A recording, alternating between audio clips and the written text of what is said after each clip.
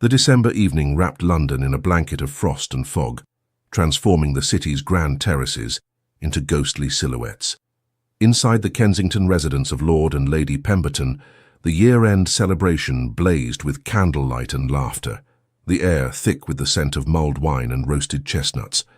Lady Amelia Worthington stood near the marble fireplace, her emerald silk gown shimmering in the golden light, desperately wishing she could vanish into the wallpaper. "My dear Lady Amelia," came the nasal voice she'd been dreading all evening. "Surely you cannot mean to deny me another dance. I have been most patient, most attentive." Earl Reginald Thornsby pressed closer, his breath reeking of brandy and desperation.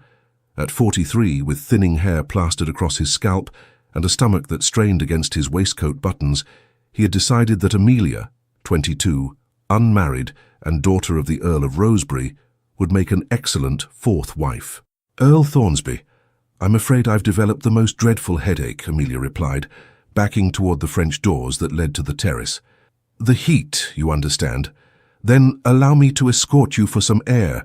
The night is crisp, most refreshing." "That won't be necessary," but Thornsby's meaty hand was already reaching for her elbow. Amelia made a split-second decision. She grabbed her fur-lined cloak from a nearby chair and bolted through the French doors, her heart hammering against her corset. The terrace gave way to stone steps leading to the street. Behind her, she heard Thornsby's protests and the confused murmurs of other guests. Mortification burned her cheeks, but not as much as the thought of spending another moment in that man's company. Her satin slippers skidded on the frost-slicked pavement as she reached the street. Gas lamps cast pools of amber light through the swirling fog. A line of carriages waited along the curb, their drivers huddled in heavy coats, horses stamping restlessly in the cold. "Lady Amelia, do come back. You'll catch your death." Thornsby's voice echoed from the terrace. Panic seized her. Without thinking, Amelia yanked open the door of the nearest carriage and threw herself inside, pulling the door shut behind her. She pressed herself against the velvet seat, breathing hard, her heart threatening to burst from her chest. The interior was warm and smelled of lavender and leather.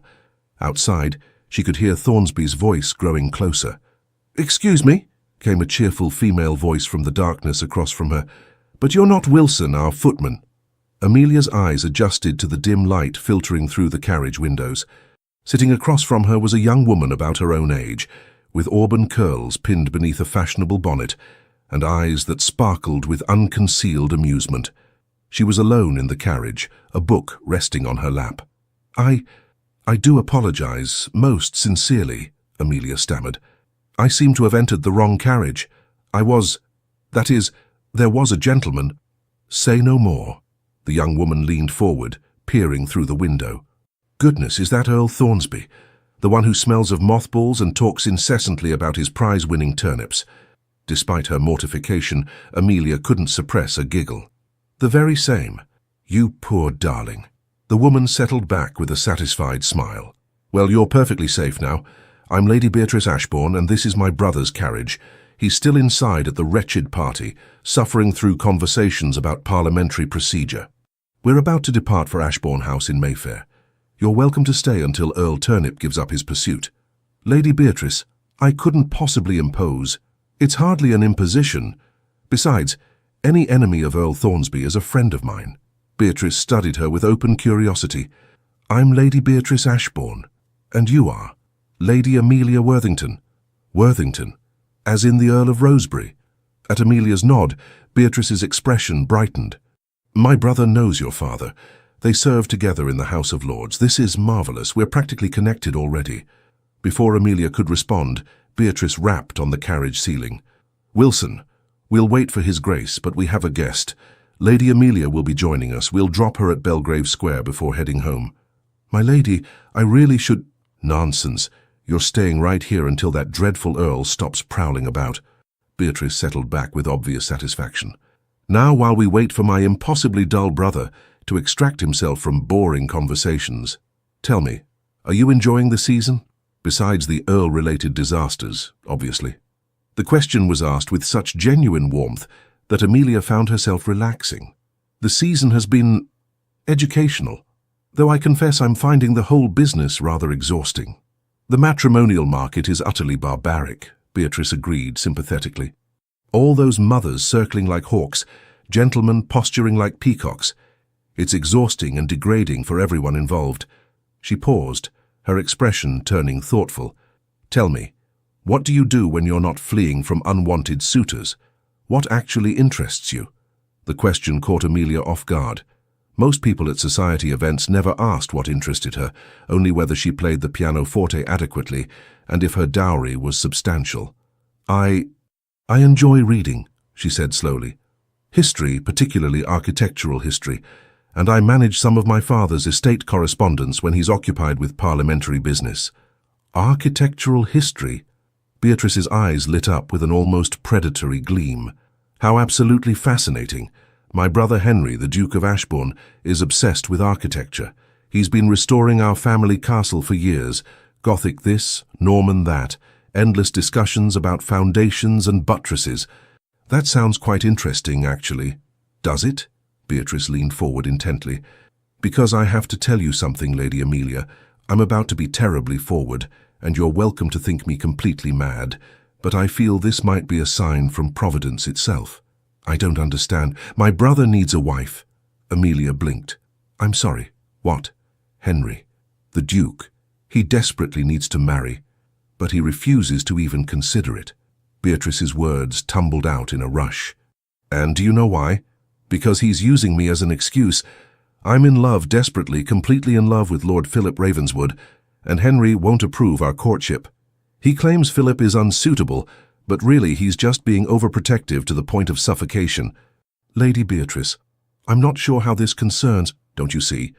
If Henry had his own romantic interest, his own life beyond managing mine, he'd stop being so obsessively controlling. He'd realize that people can fall in love and be perfectly happy without his interference. He might actually give Philip a fair chance instead of just dismissing him outright. Amelia's head was spinning. You want me to... What exactly? Meet my brother. Talk to him about architecture and history and all those substantial topics you both care about. Distract him from his relentless focus on protecting me from imaginary dangers. Beatrice's expression turned earnest. I'm not asking you to fake anything, Lady Amelia. I genuinely think you and Henry would get along splendidly. You're both intellectual, passionate about similar things, interested in substance over frivolity. I just need him to see that there are wonderful people in the world worth opening his heart to. This is madness, Amelia said faintly. It's strategic, Beatrice corrected. Look, Henry has spent 10 years since our father died, being nothing but the Duke. He manages the estate, sits in Parliament, makes responsible decisions, and has completely forgotten how to simply be a person who experiences joy and love. Meanwhile, I'm 19 years old and in love with a wonderful man, but my brother won't even meet with him properly, because he's convinced himself that his only purpose in life is protecting me from potential mistakes. That sounds complicated. It's suffocating. Beatrice's frustration was palpable. I love my brother desperately, but he needs to realize that he cannot protect me from life itself, and the only way he'll understand that is if he has his own life, his own interests, his own relationships, his own happiness, beyond micromanaging mine. Despite herself, Amelia felt a flicker of sympathy. She understood familial duty and overprotective relatives. Her own father had been reluctant to allow her any independence until she'd proven herself capable with estate management.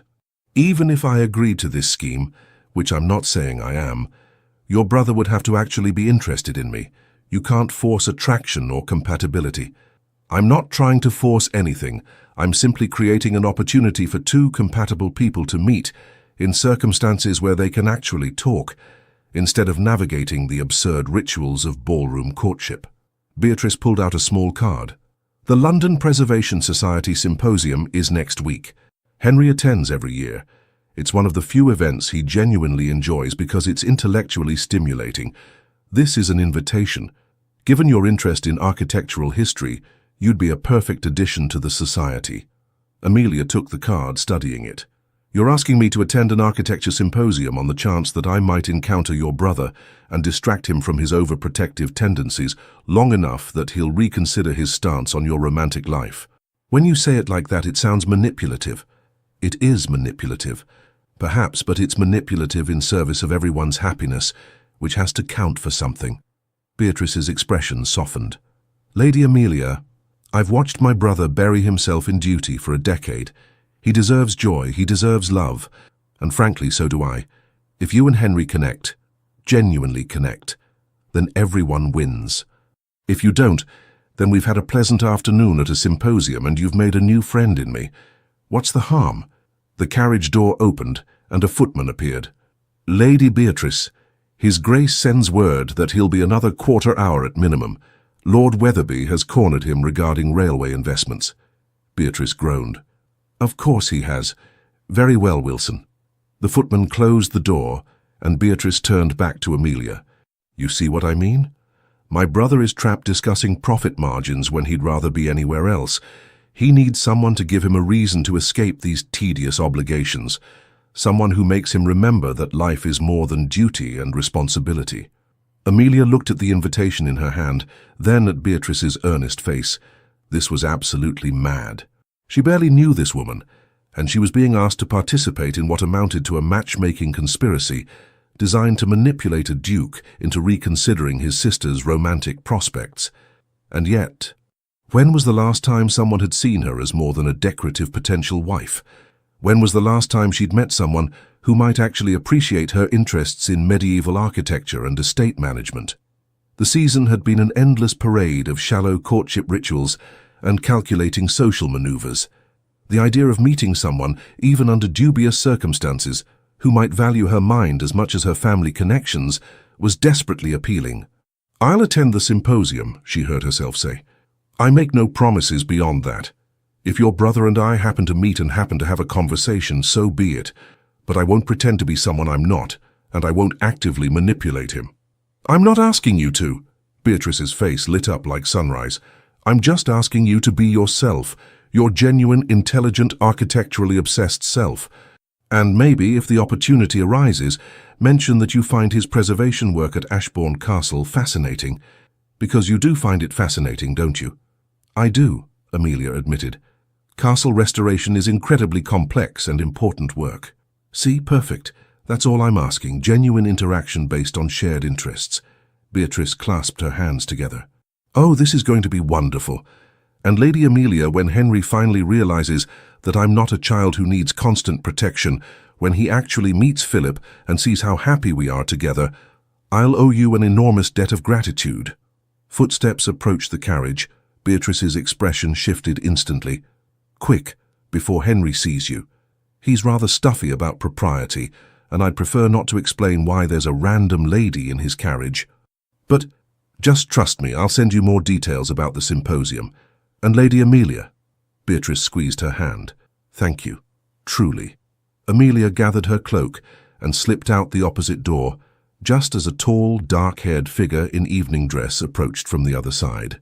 She caught only a glimpse, broad shoulders, strong profile, an air of controlled authority, before she ducked behind the next carriage in line. Her heart pounded as she watched the Duke of Ashbourne climb into his carriage. Then it pulled away, disappearing into the London fog. Amelia stood on the pavement, suddenly aware that she was alone on a dark street in evening dress, having just agreed to participate in a matchmaking scheme with a woman she'd known for less than 30 minutes. She must be absolutely mad, but as she walked toward her father's townhouse, she couldn't suppress the flutter of anticipation in her chest. Perhaps madness was exactly what she needed. Behind her, Earl Thornsby's voice still echoed faintly from the Pemberton terrace, calling for his dear Lady Amelia. She didn't look back. In the Ashbourne carriage rolling toward Mayfair, Beatrice barely contained her triumphant grin. You look pleased with yourself, Henry observed, not glancing up from the correspondence he was reviewing by lamplight. Did something interesting happen while you were waiting? Oh, nothing much, Beatrice said airily. Rescued a young lady from an overzealous suitor, had a lovely conversation, made a new friend who shares your obsession with architectural history. Henry looked up. That was kind of you. Anyone I know? Lady Amelia Worthington. Her father is the Earl of Rosebery. You serve with him in the Lords, don't you? Benedict Worthington? Yes, excellent man. Good head for policy. Henry returned to his papers. I didn't realize he had a daughter of marriageable age. She's 22, quite extraordinary actually, genuinely interested in Gothic architecture, manages her father's estate correspondence, reads substantive books. Beatrice paused delicately. I thought I might invite her to tea. She'd be a refreshing change from my usual vapid acquaintances. That's fine. Henry was barely listening, already absorbed in whatever parliamentary matter occupied his attention. Perfect. Henry had no idea what was coming. Speaking of refreshing changes, Beatrice said carefully, have you given any more thought to meeting with Philip? Properly, I mean, not just dismissing him out of hand. Henry's jaw tightened. Beatrice, we've discussed this. Lord Ravenswood is wholly unsuitable. You've never even spoken to him. I've heard quite enough about his gambling debts and dueling reputation. Those debts are greatly exaggerated, and he fought one duel defending a lady's honour. That's hardly evidence of poor character. Beatrice leaned forward. Henry, I'm asking you to simply meet him. One dinner, one conversation where you actually listen with an open mind. Is that really so much to ask? It's not about asking, Henry said quietly. It's about protecting you from making a mistake that could ruin your life. I've seen too many young women marry charming fortune hunters only to find themselves trapped in miserable circumstances. I won't let that happen to you. But I'm not just any young woman. I'm your sister, and you know I'm not a fool. I can judge Philip's character for myself, if you'd just give me the chance to prove it to you. Henry rubbed his temples, exhaustion evident in every line of his body. Beatrice, I'm trying to do what's best for you. I know, but Henry, her voice softened, you can't protect me from every potential disappointment. At some point, you have to trust me to make my own choices, even if they're mistakes. That's what growing up means. You're 19 years old, nearly 20, and desperately in love with a wonderful man whom you refuse to even consider, because you're so busy being my guardian that you've forgotten I'm also a person with my own judgment and desires. The silence stretched between them, heavy with years of similar arguments. Finally, Henry sighed.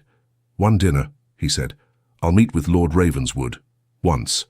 But I make no promises beyond listening. Beatrice's heart soared. That's all I ask. Oh, Henry, thank you. Don't thank me yet. If he's half as unsuitable as I suspect, this conversation will be very short. He'll surprise you, I promise. As the carriage continued toward Mayfair, Beatrice gazed out at the fog-shrouded streets, her mind already racing ahead. Henry had agreed to meet Philip. That was progress. Now she just needed to ensure he was in the right frame of mind for that meeting. Not defensive and overprotective, but open to the possibility that other people's love stories could end happily. And the best way to do that was to show him that he deserved his own love story. That's where Lady Amelia Worthington came in. By the time they reached Ashbourne House, Beatrice had the entire plan mapped out in her mind. The symposium next week would be the perfect opportunity.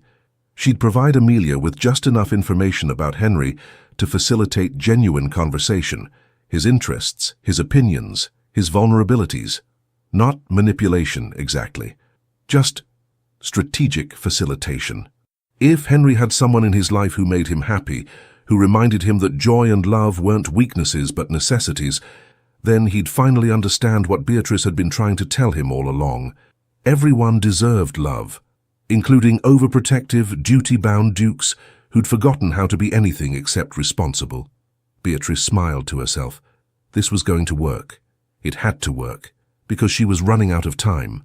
Philip had been patient for months, but he wouldn't wait forever. And Beatrice wasn't willing to choose between the brother she loved and the man who'd captured her heart. Somehow, she had to save them all. 3 days later, Amelia sat in the morning room of her father's townhouse, staring at 2 items that had arrived with the Morning Post: the formal invitation to the London Preservation Society Symposium and a sealed letter bearing the Ashbourne crest. She opened the letter with trembling fingers. Dear Lady Amelia, I do hope this letter finds you well, and that Earl Thornsby has ceased his persistent attentions. I wanted to thank you again for the delightful conversation during your unexpected visit to my brother's carriage.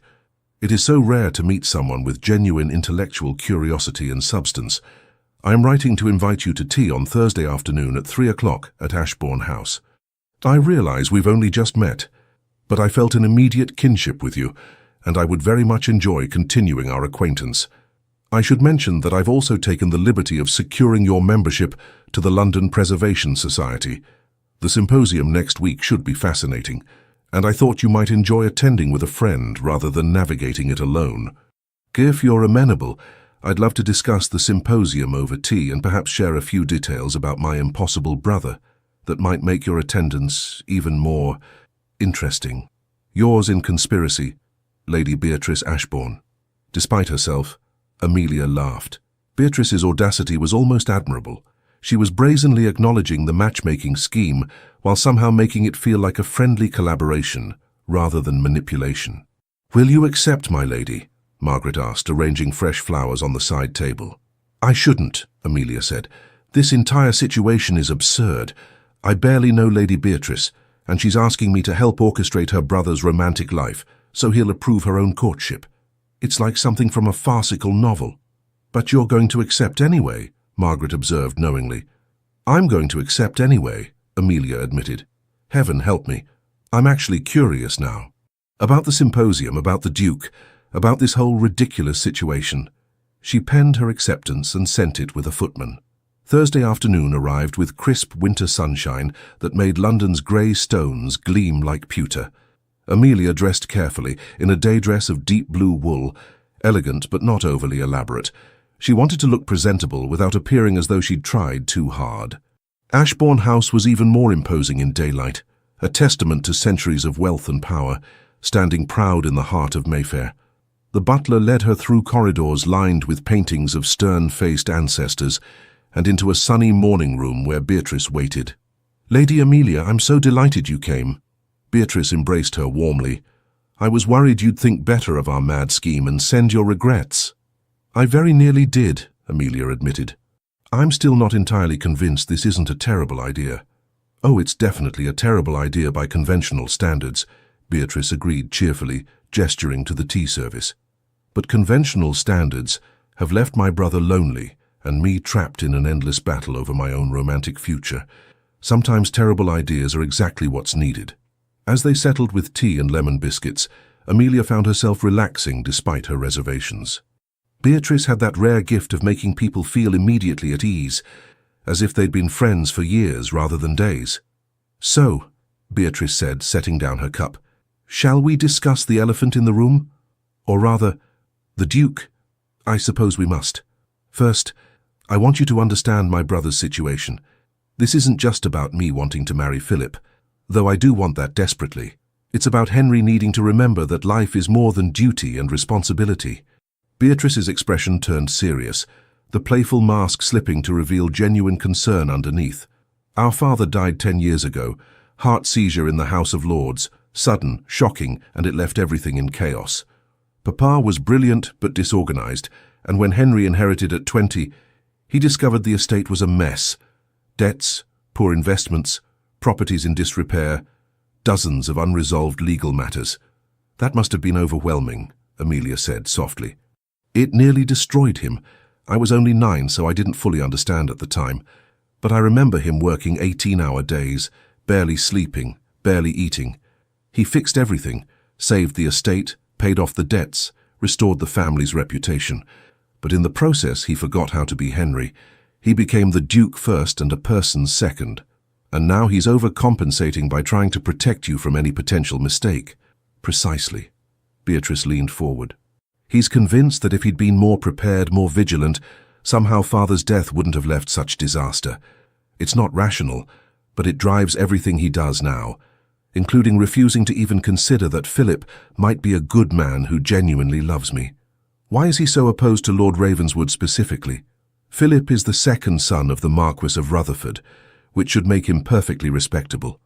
But he has some gambling debts inherited from his late father's poor investments, and he fought a duel last year, defending Lady Catherine Pemberton's honour when a gentleman made inappropriate remarks about her. Somehow those facts have transformed into fortune-hunting, duel-prone scoundrel in Henry's mind. Have you tried explaining the actual circumstances? He won't listen. Every time I bring up Philip's name, Henry starts lecturing me about my youth and inexperience and how I deserve better than a man with questionable character." Beatrice's frustration was palpable. "I love my brother, but he's suffocating me with his protection. And the worst part is, I know he means well. That's what makes it so impossible." Amelia found herself deeply sympathizing. She understood familial love tangled with frustration, the difficulty of asserting independence while maintaining precious relationships. So your plan is to distract him with a romantic interest of his own. My plan is to help him see that people, including me, are capable of making good decisions about love without his intervention. If Henry experiences genuine connection with someone, if he allows himself to be vulnerable and discovers that the world doesn't end when he stops controlling everything, Beatrice met Amelia's eyes, then maybe he'll trust that I can handle my own heart. That's a lot of weight to put on one potential courtship. I know, but I'm running out of options. Philip has been patient for months, but he won't wait forever. And I refuse to choose between my brother and the man I love. Her voice dropped. Please, Amelia, I need your help. The vulnerability in Beatrice's voice was genuine. This wasn't a frivolous girl playing at matchmaking. This was someone genuinely desperate to salvage the two most important relationships in her life. Very well, Amelia said quietly. I'll attend the symposium. I'll meet your brother if the opportunity arises naturally. But Beatrice, I need you to understand something. I won't build a relationship on deliberate deception. If your brother and I connect, it needs to be genuine. I won't pretend to be someone I'm not just to serve your purposes. I would never ask you to. That's why you're perfect for this. You are genuinely interested in architecture and history and all the things Henry cares about. I'm not asking you to fake anything. I'm just helping facilitate a connection that might not happen otherwise, because my brother is terrible at social situations, and you're probably too polite to approach a duke uninvited. So what exactly are you proposing? Beatrice pulled out her small leather notebook. I'm going to give you some information about Henry, his interests, his opinions, his preferences. Not so you can manipulate him, but so you can avoid common conversational pitfalls and find areas of genuine compatibility. Think of it as reconnaissance for friendship. That sounds dangerously close to manipulation. It's strategic conversation management, Beatrice insisted. Every mama in London researches eligible bachelors before positioning their daughters. Every diplomatic dinner involves advance intelligence about guests' interests and sensitivities. This is just applied social strategy. Amelia took a deep breath. What kind of information are we talking about? Well, for instance, Henry's passionate about Gothic architecture, particularly the preservation versus modernization debate. He believes historical value usually outweighs efficiency concerns, but he's not dogmatic. He respects well-reasoned counter-arguments. Beatrice flipped through her notebook. He's also read Edward Gibbon's Decline and Fall of the Roman Empire 6 times. He's obsessed with understanding how civilizations crumble, probably because he's terrified of letting the Ashbourne legacy fail. Despite her reservations, Amelia found herself leaning forward with interest. What else? He hates crowds and tends to retreat to quiet corners at social events. He appreciates directness over social games. If you have an opinion, state it clearly, rather than hinting politely. He's also... Beatrice paused, her expression softening. He's desperately lonely, Amelia. He's surrounded by people who want things from him, advice, money, influence, but very few who just want him. If you can see past the duke to the man beneath, if you can engage with Henry rather than the title, that would mean everything. The loneliness in Beatrice's description resonated with something in Amelia's own experience. How many men had courted her title and dowry without ever seeing her? How many social interactions had been calculated transactions rather than genuine connections? I'll do my best, she said finally, but I need you to promise me something in return. Anything. If this goes badly, if your brother discovers what we're doing and feels betrayed, you'll take full responsibility. I won't be made the villain in someone else's family drama. Agreed, though I don't think it will come to that. Beatrice smiled. I have a good feeling about this, Amelia. I think you and Henry might actually be perfect for each other, not just for my purposes, but genuinely. We'll see. Amelia took a sip of tea. Now, tell me everything I need to know about the Duke of Ashbourne. For the next 2 hours, Beatrice talked. She described Henry's daily routines, his opinions on everything from land reform to railway expansion, his habits when troubled or overwhelmed. She painted a picture of a man trapped by duty, brilliant but isolated, desperate for genuine connection but too afraid of vulnerability to pursue it. By the time Amelia left Ashbourne House that evening, her head was spinning with information. And despite all her reservations about the ethics of the situation, she couldn't deny the flutter of anticipation in her chest. In 4 days, she would attend the symposium. In 4 days, she would meet the Duke of Ashbourne. And somehow she would try to be honest, while carrying the weight of Beatrice's desperate hopes and carefully curated intelligence. What could possibly go wrong? The London Preservation Society Symposium was everything Beatrice had promised. Intellectually stimulating, mercifully free of social posturing, and filled with people who genuinely cared about architectural conservation rather than gossip and status. Amelia arrived early, her nerves fluttering despite her best efforts at composure. She wore a practical day dress of forest green, her hair arranged simply. No artifice, no excessive elegance, just herself, ready to discuss medieval foundations and Gothic architecture with people who actually cared. The main hall of Somerset House was filled with displays of architectural drawings, scale models of restoration projects, and clusters of serious-looking gentlemen discussing masonry techniques. Amelia was one of only a handful of women present, but no one seemed to find her presence unusual. The Preservation Society was progressive in that respect. She drifted toward a display about Westminster Abbey's restoration, studying the detailed drawings of triforium stabilization work, when a deep voice behind her said, "The perpendicular Gothic work is particularly impressive. They've managed to stabilize the structure without compromising the original stonework."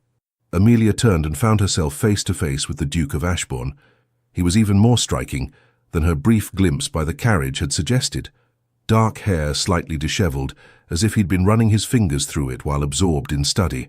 Strong aristocratic features that might have been intimidating if not softened by genuinely intelligent eyes, the color of aged whiskey. Tall and broad-shouldered in a way that suggested physical capability beneath his impeccably tailored coat.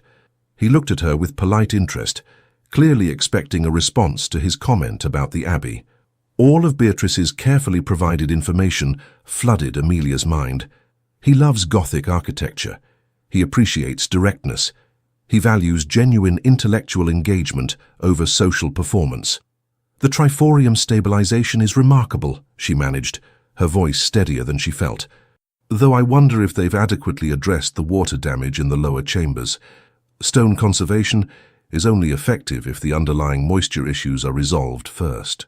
Interest sparked immediately in his expression, exactly as Beatrice had predicted. "Precisely my concern. The surveyor's report mentioned drainage improvements, but the details were frustratingly vague. One can't simply treat symptoms while ignoring root causes." "That would be like putting fresh plaster over a damp wall and expecting it to hold," Amelia agreed. "The fundamental problem remains." "Exactly." Henry's whole demeanor shifted, the polite mask falling away to reveal genuine enthusiasm. "I've been trying to explain this to the Restoration Committee, but they're so focused on timeline and budget that they're not thinking about long-term structural integrity.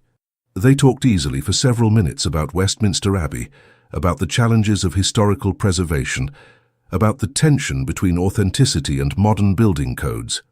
Henry was articulate and passionate, his expertise obvious in every comment, and Amelia realized with a start that she wasn't following Beatrice's script at all.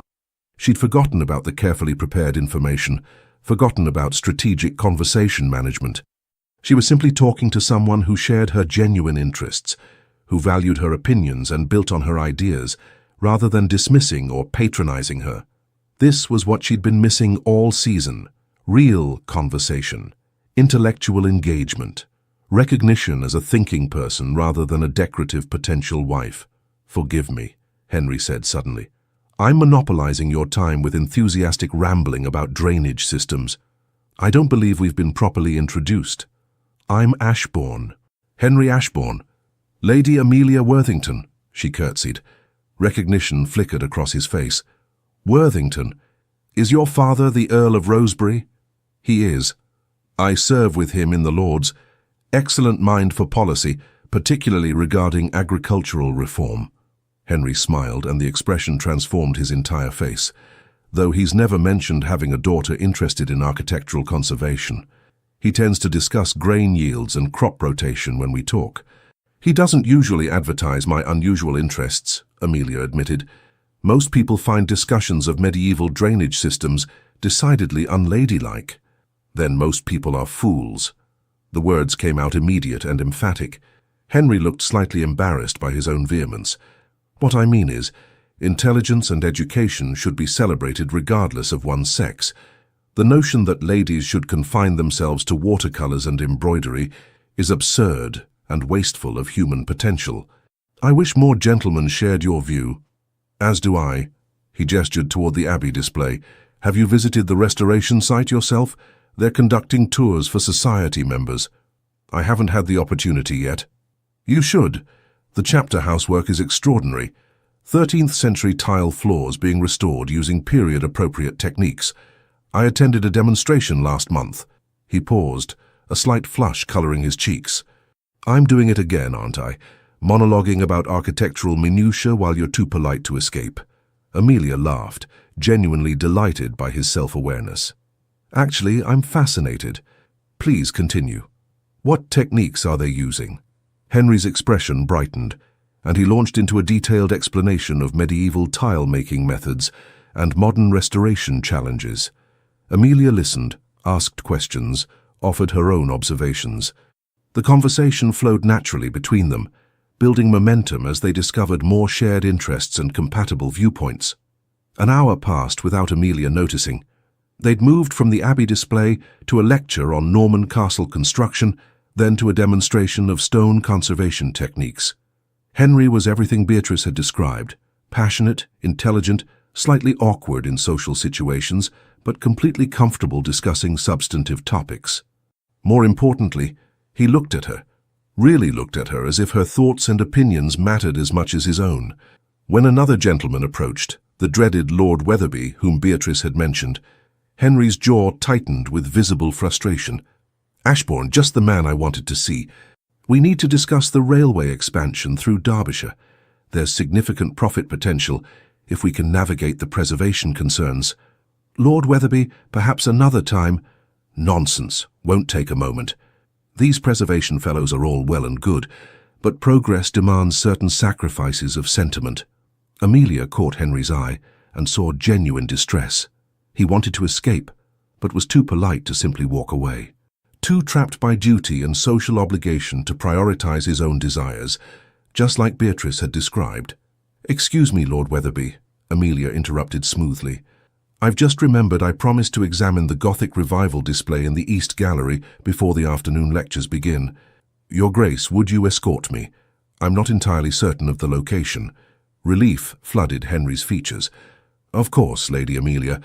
Wetherby, we'll continue this discussion another time. Good day." He offered his arm and they escaped together, both slightly breathless from their flight. "Thank you," Henry said once they'd reached a quiet alcove overlooking the Thames. "Wetherby means well, but once he starts discussing railway investments, there's no escape short of feigning sudden illness. I noticed you looked rather desperate. That's the burden of the title. Everyone wants something: advice, investment, influence, connections. Sometimes I feel less like a person and more like a walking repository of ducal resources." The vulnerability in his voice was unexpected. This wasn't the controlled, reserved Duke Beatrice had described. This was someone genuinely exhausted by the weight of constant demands. "That sounds lonely," Amelia said quietly. Henry looked at her, surprise evident in his expression. "Most people don't see it that way. They see privilege and power, not isolation. Privilege and isolation aren't mutually exclusive. You can have every material advantage and still feel utterly alone." "Yes." The single word held volumes of acknowledgement. Exactly that. They stood in the alcove, the noise of the symposium fading to background murmur. Through the windows, the Thames glittered in the afternoon sun, boats gliding past like time itself made visible. "Lady Amelia," Henry said slowly, "may I be honest with you? I would prefer honesty to polite platitudes. This has been the most genuinely enjoyable conversation I've had in months, possibly years. You're not angling for anything, not positioning yourself advantageously, not calculating social benefit. You're just yourself. Do you have any idea how rare that is?" Guilt stabbed through Amelia's chest. He thought she was being completely genuine, unaware that she'd come armed with information about his interests, his vulnerabilities, his preferences. That she was here at least partially because his sister had orchestrated this meeting as part of a larger scheme. "Your Grace." "Henry," he interrupted. "When we're discussing architecture and drainage systems, I think we can dispense with excessive formality. Call me Henry." "Henry, then." Her voice wavered slightly. "I should tell you something. Would you permit me to call on you?" The question tumbled out in a rush, as if he'd been gathering courage. "Properly, with your father's permission. I would very much like to continue this conversation." Amelia's heart soared, even as guilt intensified. This was working exactly as Beatrice had planned. Henry was interested, engaged, clearly attracted to the connection they'd formed, and it was built on a foundation of calculated information and orchestrated circumstances. But her enjoyment had been genuine. Her interest in him was real. The connection she felt, that was authentic, wasn't it? "I would like that very much," she heard herself say. "Excellent." Henry's smile was transformative, pure joy breaking through aristocratic reserve. "I'll call on Tuesday, if that's agreeable." Tuesday would be perfect. That evening, Beatrice appeared at Amelia's townhouse, barely containing her excitement. "Tell me everything. Did you meet him? Did you speak? What did he say?" Amelia led her into the drawing room, checking to ensure they had privacy. "Your plan worked. We spoke for over an hour. He's calling on Tuesday." "I knew it!" Beatrice grabbed her hands, spinning her around like they were children. "I knew you two would be perfect together. What did you talk about?" "Architecture, mostly. Westminster Abbey, stone conservation, his restoration work at Ashbourne Castle." Amelia pulled her hands free, pacing toward the fireplace. "Beatrice, I feel terrible." "Why? You were wonderful." Henry was clearly enchanted. "Because I went there armed with information you'd given me. I knew exactly what topics would interest him, what opinions he held, even how to rescue him from Lord Wetherby. It felt like I was following a script you'd written." "You weren't following a script. You were having a genuine conversation with helpful context. That's not manipulation, that's just being prepared. It's manipulation disguised as preparation." "It's strategic." Beatrice sat on the sofa, her expression turning serious. "Amelia, listen to me. Did you fake your interest in architecture?" "No, but..." "Did you pretend to have opinions you don't actually hold?" "Of course not." "Did you lie about who you are, or what you value?" "No." "Then what exactly did you do that was dishonest?" Beatrice met her eyes steadily. "You had an intellectually stimulating conversation with a compatible person. The fact that I gave you some advance information simply meant you avoided wasting time on unsuccessful topics. Would you prefer to have stood there awkwardly, trying random subjects until something worked, or worse, not speaking to him at all because you were too intimidated by his title? When you put it that way, it sounds completely reasonable, doesn't it?" Beatrice smiled. "Look, I gave you a map of the territory, but you still had to navigate it yourself, and from what you've told me, you did that brilliantly. Henry is notoriously difficult to truly engage. If he's calling on you Tuesday, that means something genuine happened between you. That's real, Amelia, that's not artifice." Amelia wanted to believe her, desperately wanted to believe that the connection she'd felt with Henry was legitimate, despite its orchestrated origins. "What's the next step?" she asked.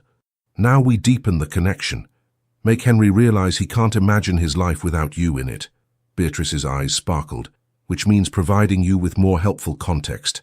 Not manipulation, just information that will help you understand him better." "Beatrice, his favorite book is Gibbon's Decline and Fall. He's read it 6 times, completely obsessed with understanding societal collapse. He takes his tea with 1 sugar, no milk. His political opinions lean progressive on social issues, but conservative on fiscal policy. He works in the library until 2 in the morning when he's troubled by estate problems. He..." "Stop." Amelia held up her hand. "I can't do this. I can't build a relationship on calculated information gathering. It's not right. It's not calculated, it's considerate. You're learning about him. I'm studying him like a subject for examination. And when he inevitably discovers what we're doing, because these things always come out, he'll feel betrayed and manipulated.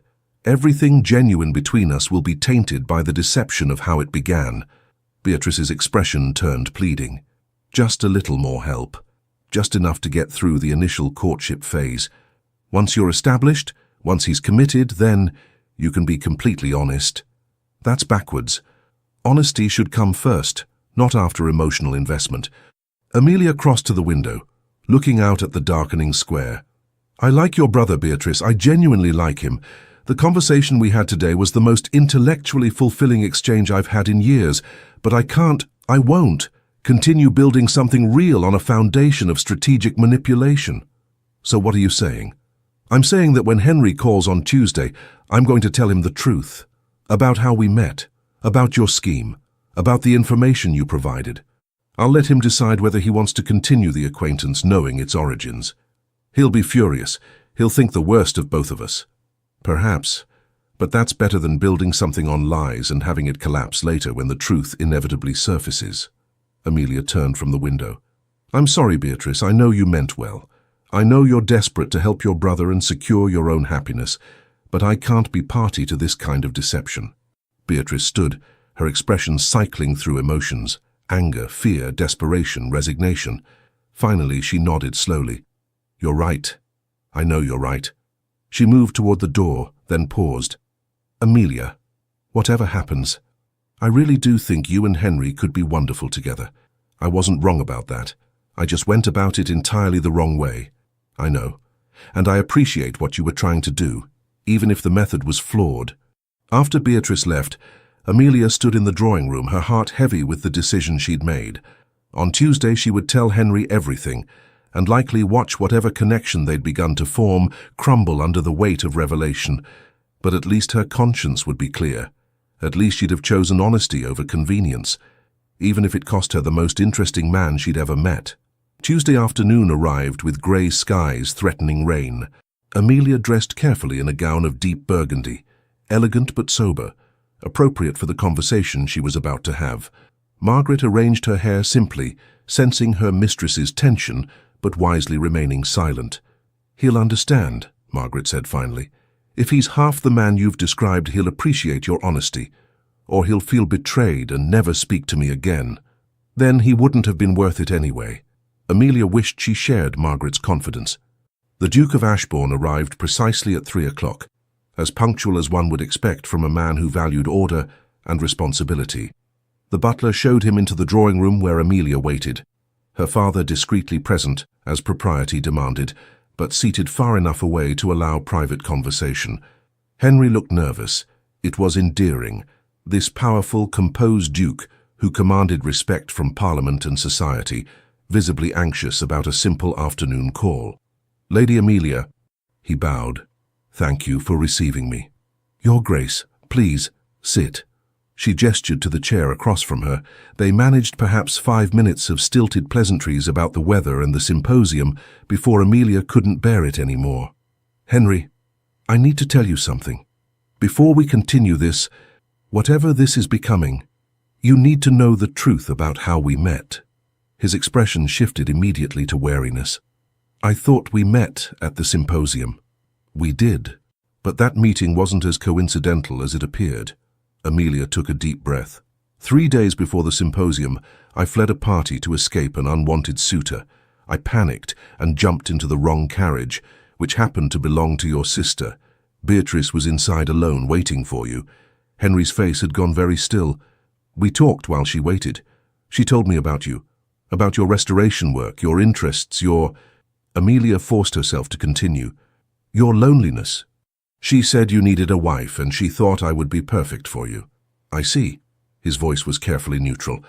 And did my sister happen to mention why she was suddenly so interested in arranging my matrimonial future?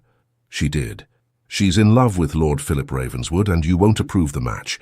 She thought if you had your own romantic interest, you might be less overprotective of her choices. So, this was a conspiracy. Each word was precisely enunciated. Controlled fury barely contained beneath ducal composure. My sister decided to manipulate my romantic life to serve her own purposes, and you agreed to be her instrument. It wasn't like that, wasn't it? Let me guess the sequence of events. Beatrice invited you to tea. She gave you information about my interests, my preferences, my vulnerabilities. She secured your invitation to the symposium, an event she knew I would attend. She coached you on exactly what to say to capture my attention. The accuracy of his summary was damning. Amelia felt tears burning her eyes, but refused to let them fall. Yes, she said quietly. All of that happened. I won't lie to you about it. How thoughtful. Honesty after the deception has already served its purpose. He stood, moving toward the window, his back rigid with anger. Tell me, Lady Amelia, was any of it real? Our conversation about Westminster Abbey, your interest in architecture, or were you just performing your role in my sister's little theatrical? My interest was genuine. Everything I said about architecture, about preservation, about my own passions, that was all true. Beatrice didn't tell me what opinions to have. She just gave me context, information that helped me understand you better. Information that you used to manipulate me into believing we had some kind of genuine connection.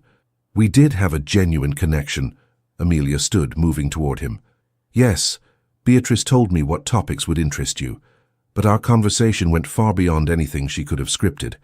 The way we challenged each other's ideas, the intellectual excitement of finding someone who truly understood, that was real, Henry. That was us, not her scheme. How can I possibly know what was real and what was calculated? He turned from the window, and the hurt in his eyes broke her heart. Every word you said, every opinion you expressed, every moment I thought we were truly connecting, it's all tainted now.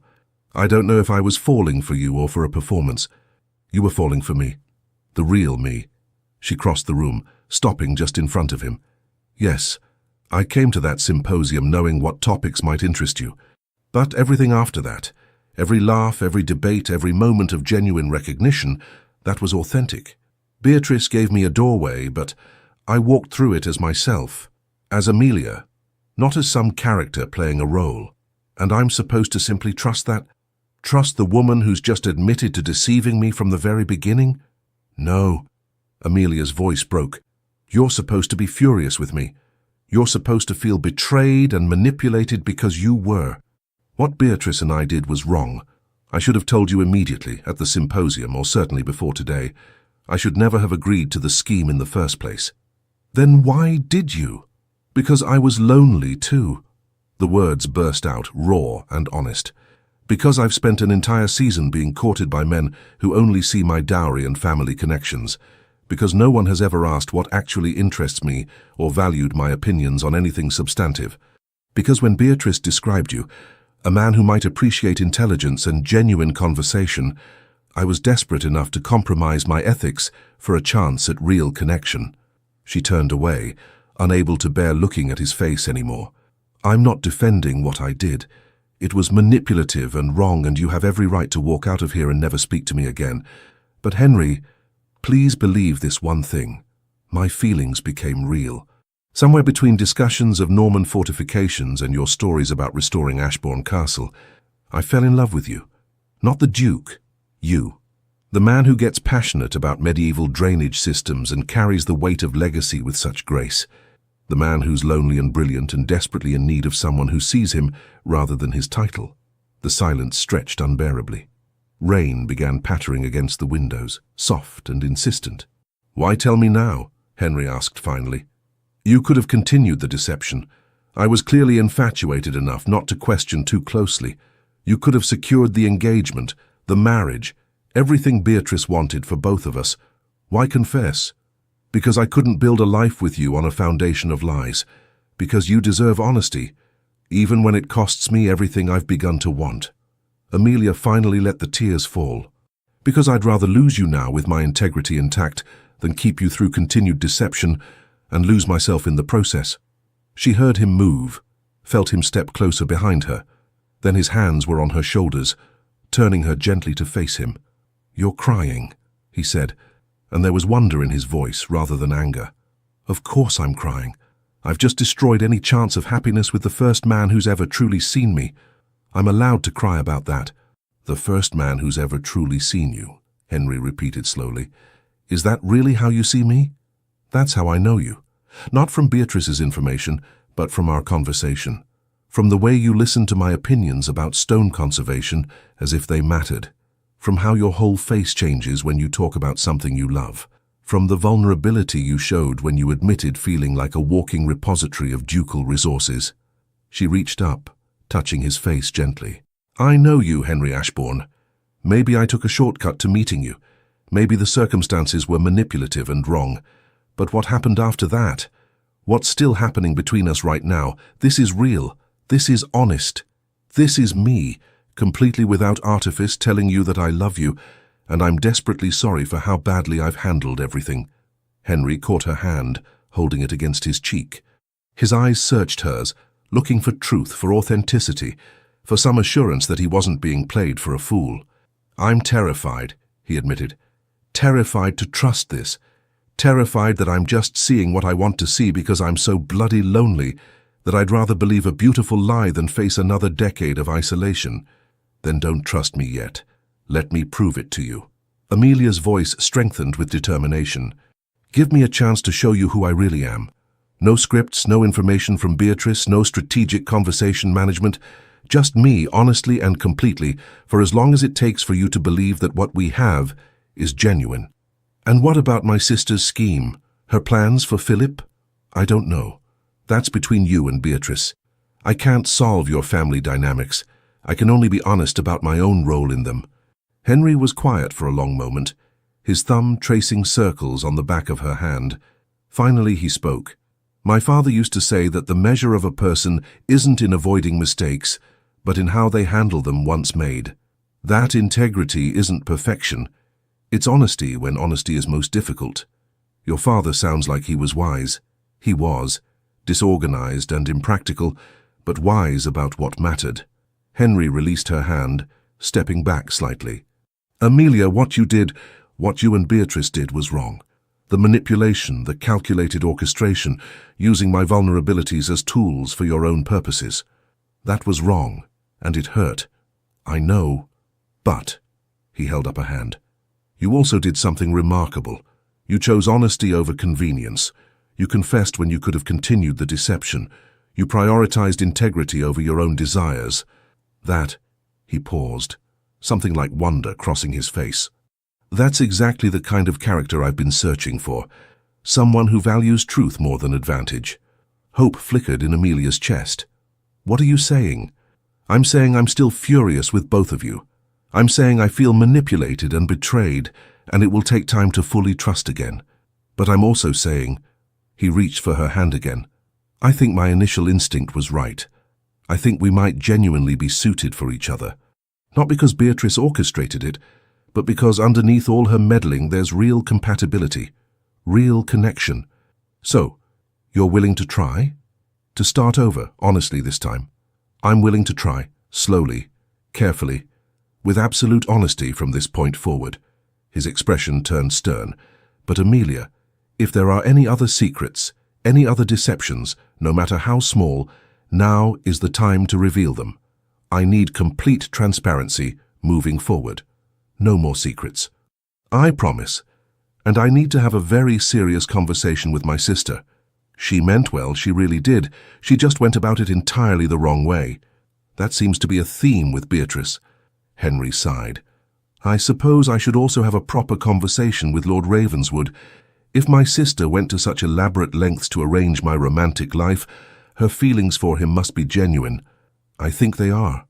They stood in the drawing room, rain tapping against the windows, the air between them charged with possibility and cautious hope. Amelia's father had discreetly withdrawn at some point during their intense conversation, granting them privacy for what mattered most. Henry, Amelia said quietly, I really do love you. Not the Duke of Ashbourne. You, Henry, the man who gets excited about 13th century tile floors and carries the weight of the world with quiet grace. I love you, and I will spend however long it takes proving that truth to you. I believe you. His voice was soft but certain, not because the words are pretty, but because you chose honesty when it cost you everything. That's the kind of love worth building on. He pulled her closer, and this time when their lips met it wasn't calculated or orchestrated. It was simply two people, flawed and honest, choosing each other despite the messy complications of how they'd found their way together. When they finally broke apart, both breathless, Amelia laughed shakily. Beatrice is going to be insufferably smug about this. Undoubtedly, though I plan to make her suffer through a very stern lecture first. Henry smiled, and it was that transformative expression she'd seen at the symposium, pure joy breaking through aristocratic reserve. But after I've properly scolded her for manipulative meddling, I suppose I'll have to thank her. However misguided her methods, she did ultimately introduce me to you. So you forgive her? Eventually, after sufficient groveling and promises never to interfere in my personal life again. His expression turned mischievous.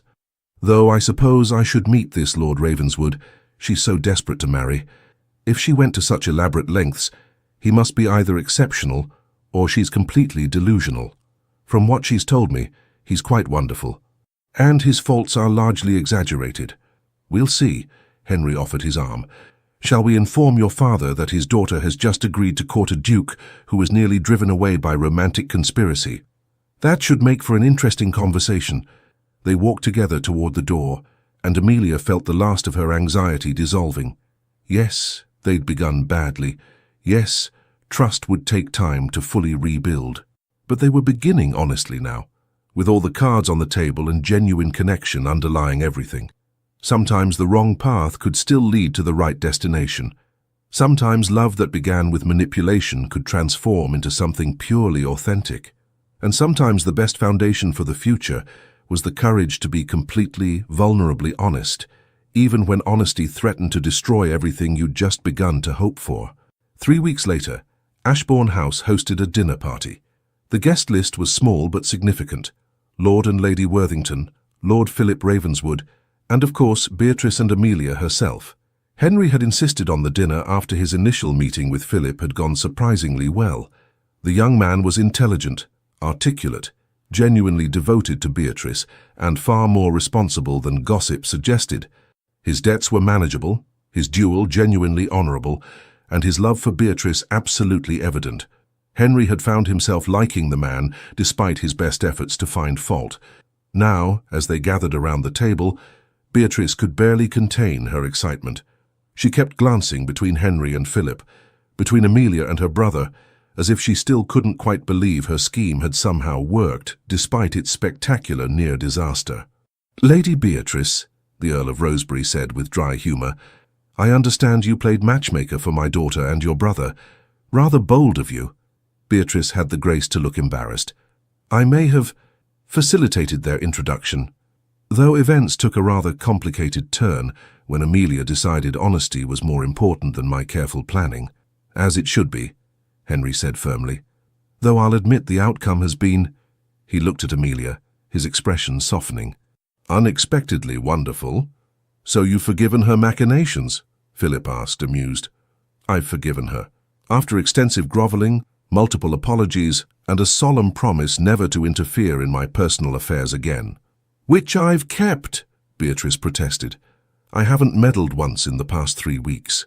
"You tried to suggest which flowers Amelia should prefer," Henry pointed out. "That wasn't meddling, that was helpful advice about garden aesthetics." The table laughed, and Amelia felt a wave of contentment wash over her. This was what she'd been missing all season. Not perfect social performance, but genuine connection. Not calculated advancement, but honest relationships built on mutual respect and affection. Henry caught her eye across the table and smiled, and her heart did its now familiar flutter. "Well," said the Countess of Rosebery, "I for one am grateful to Lady Beatrice. However unconventional her methods, they've introduced my daughter to a man who actually appreciates her mind as much as her family connections. That's rarer than rubies in my experience." "Speaking of which," Henry said, pulling a small box from his pocket, "I've been meaning to give this to Amelia, though perhaps now, with family present, is the perfect time." Amelia's breath caught as he stood and moved to kneel beside her chair. "Lady Amelia Worthington, our courtship began in the most unconventional manner possible. We've navigated deception, confronted manipulation, and somehow found genuine love in the midst of my sister's scheming." His eyes held hers warm and certain. "I've spent 3 weeks getting to know you honestly, the real you, without scripts or strategies. And every day has only confirmed what I suspected from that first conversation at the symposium. You're extraordinary. You challenge me intellectually, match me in passion for history and preservation, and possess the kind of integrity that chose truth over advantage, even when it cost you everything. He opened the box, revealing a sapphire ring that caught the candlelight beautifully. Will you marry me?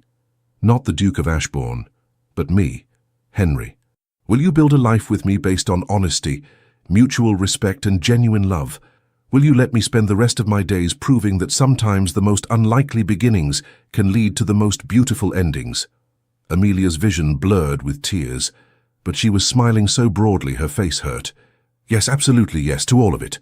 Henry slipped the ring onto her finger, and the table erupted in applause and cheers. Beatrice was openly weeping with joy, Philip was grinning, and both sets of parents were beaming with approval. I have an announcement as well, Henry said, returning to his seat but keeping Amelia's hand in his. I've given considerable thought to Lord Ravenswood's suit, and after spending time getting to know him properly, he looked at Beatrice. I give my blessing to your courtship, with the understanding that you'll wait at least 6 months before formalizing any engagement, and that Philip will demonstrate financial responsibility by managing our Yorkshire estate during that period.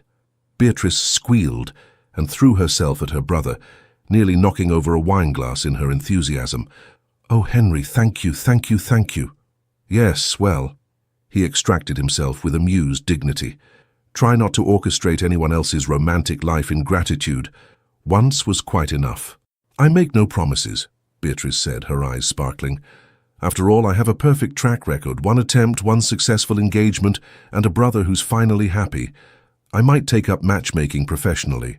Absolutely not, Henry and Amelia said in unison, then laughed at their synchronicity. As the dinner continued, as conversation flowed about wedding plans and future arrangements, as Philip and Beatrice made eyes at each other across the table, as parents discussed the practical details of aristocratic unions, Amelia felt a profound sense of rightness. Yes, their beginning had been manipulative. Yes, it had nearly ended in disaster. But by choosing honesty over convenience, by valuing integrity over advantage, they'd transformed something dubious into something genuinely beautiful. Sometimes love needed a push to begin. Sometimes that push came from an over-enthusiastic sister with matchmaking delusions. And sometimes, just sometimes, the most unlikely circumstances could lead to the truest love. As Henry's hand tightened around hers, as he leaned close to whisper, I love you, beneath the table's cheerful noise, Amelia knew with absolute certainty that they would build something lasting. Not perfect, perhaps, not uncomplicated, but real, honest, and absolutely worth every chaotic moment it had taken to find each other. 1 year later, the nursery at Ashbourne Castle was flooded with late afternoon sunlight, illuminating the newly installed Gothic windows that Amelia had insisted upon. She stood by one of those windows now, cradling their infant son Thomas while Henry attempted to explain castle architecture to their utterly uninterested 3-month-old. You see, Thomas, the buttressing system is crucial for distributing the weight of the stone walls. Without proper buttressing, the entire structure becomes unstable. Darling, he's asleep. Henry looked down at their son, whose tiny face was peaceful in sleep, completely oblivious to his father's lecture. Ah, well, we'll continue the lesson later. Amelia laughed softly, crossing to sit beside him on the settee. He has his entire life to learn about medieval architecture. For now, perhaps we could simply enjoy him being small and perfect. He is rather perfect, isn't he? Henry's voice held wonder as he gently touched Thomas's tiny hand. I still can't quite believe we made him. I assure you we did. I have extensive memories of the process. Amelia! But Henry was grinning. A knock at the door interrupted them, and Beatrice swept in, followed by a heavily pregnant woman who could only be Lady Philip Ravenswood, formerly Lady Beatrice Ashbourne, married these past 6 months and radiantly happy despite being constantly uncomfortable. Don't get up, Beatrice said, settling carefully into a chair. I'm massive and ungainly, but I'm determined to visit my nephew. Hello, darling Thomas. Your Aunt Beatrice has arrived to spoil you outrageously. He's asleep, Henry said. Perhaps save the spoiling for later. Sleeping babies are the best kind. They can't protest when you admire them excessively. Beatrice gazed at Thomas with open affection. He has your eyes, Henry, and Amelia's nose. Perfect combination. We think so, Amelia said, smiling at her sister-in-law. How are you feeling? The baby must be due soon. 3 weeks, according to the physician. 3 weeks of waddling, constant backache, and Philip treating me like I'm made of spun glass. But her expression was soft with love. He's been wonderful, actually. Utterly devoted, and only slightly panicked about impending fatherhood. Where is Philip? Henry asked. Discussing estate management with your steward.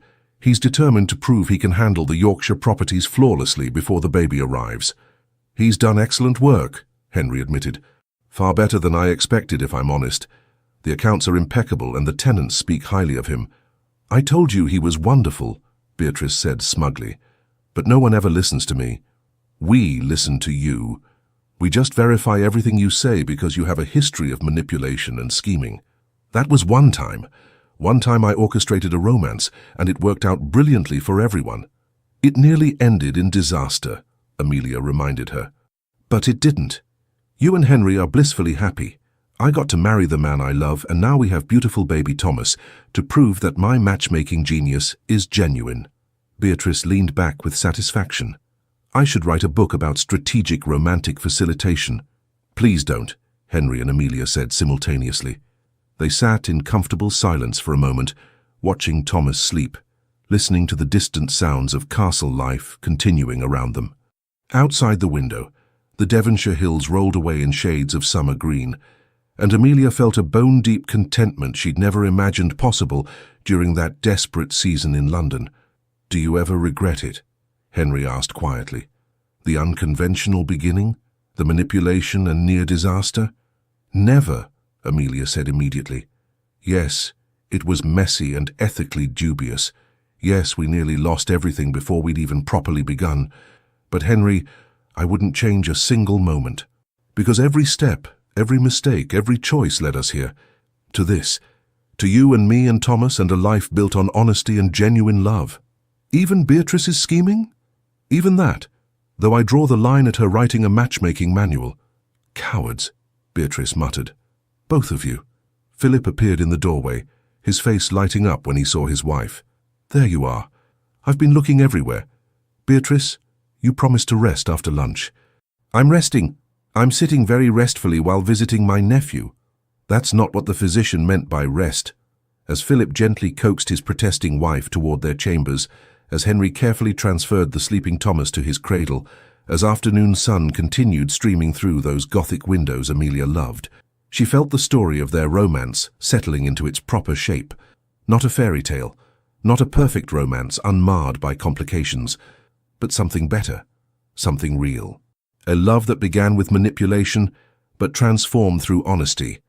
A marriage built not on flawless courtship, but on the courage to be vulnerable and truthful, even when it risked everything. A family forged through imperfect choices that somehow, miraculously, led to perfect happiness. I love you, Henry whispered, pulling her close as they stood over their son's cradle. I love you too, Amelia whispered back, always, honestly, completely. And in that moment, in that castle that had stood for 8 centuries and would stand for centuries more, their love joined the foundation, adding to the legacy, becoming part of the history. One more story of unlikely beginnings transformed into certain endings. One more proof that sometimes the wrong carriage could lead to exactly the right destination. The end. Thank you so much for listening and staying with us until the very end of this emotional journey.